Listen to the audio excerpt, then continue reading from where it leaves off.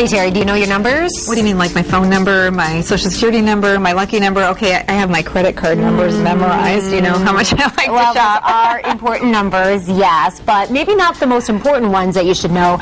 Your health numbers are the ones that really count, and we brought in an expert today to explain why. That's right, Dr. Lance Owens, a family practice doctor with Metro Health, and he has some important information about those numbers and a free screening coming up so we can all know our numbers going on this weekend.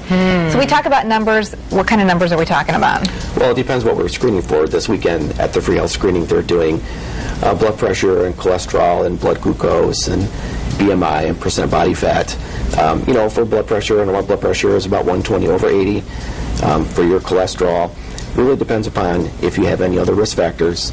But, a total cholesterol, we'd like to see less than 200. An HDL, which is your good cholesterol, we'd like to see maybe above 30, even 40. Okay. The higher, the better. And for the LDL, which is the bad cholesterol, you want to see, again, depending upon if you have any other risk factors, less than 130. Okay, so what does it mean when the numbers are not where they should be?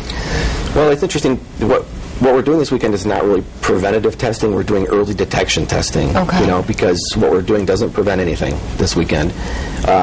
So, for example, if your blood sugar is not in the normal range, you need to be concerned about diabetes, or there's some hypoglycemic ailments out there. So you're saying that maybe it's leading to other lifestyle things that you need to take a closer look at. Absolutely. Which is all of important. these things that we're looking for is to prevent really further disease. And it's interesting because I know at a screening like this, people can walk in. It's free of charge, which is really wonderful. But along with getting their numbers, I'm guessing that you have some experts there and some literature that people will maybe be able to get some information about how to maybe make some changes in what they're doing. Yeah, certainly we're not going to check your blood sugar and it's going to be really high and we're going to say, go away, don't eat sugar. There's going to be some resources there. There's going to be some physician's assistants, some nurse educators there that will help interpret those numbers for you, and then you'll have an opportunity to get resources to see a family practitioner or an internist or some other primary care doctor. When you, a lot of these, you see this a lot in what you do. Are there some things that we can do to improve our health that are pretty easy changes? Absolutely, and none of them are secrets. Okay, it's eating healthy, and it's exercising, and it's having these types of tests done so that you can get some early detection so that you can even more intensify your lifestyle changes to prevent further disease. You're a family practice doctor, so I'm guessing that you have all ages that come to see you, different members of the same family. Does it drive you nuts sometimes when you see people just continuing to make these bad choices?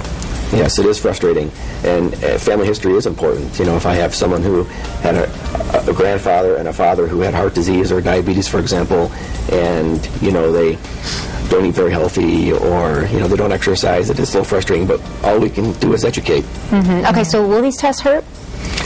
There is a finger poke. Okay, that's not that bad. Yeah. Okay, and then, so who should come? I mean, who's recommended to be there, really? Anybody 18 or older. Okay. Really, particularly in this day and age when the economy is so bad and some people don't have insurance, coming and have your blood sugar tested, your cholesterol tested, your weight, those things are very important, and they go a long way. Which is really simple to do. We've got the information here. It runs this Saturday from 9 to noon at the Huntington Woods Early Childhood Center on Byron Center Avenue in Wyoming. No appointment is necessary. We talked a little bit about maybe it might be a good idea to fast just from when you go to bed at night until you walk in there in the morning. Yeah, to get the most accurate numbers, you want to fast for about 10 hours. That gives you your best blood sugar, gives you your best cholesterol numbers, and those are more easily interpreted.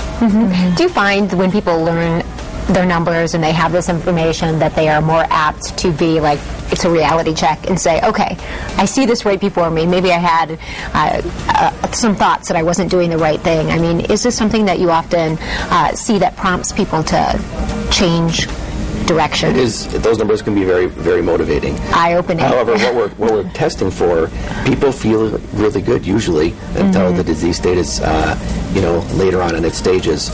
So,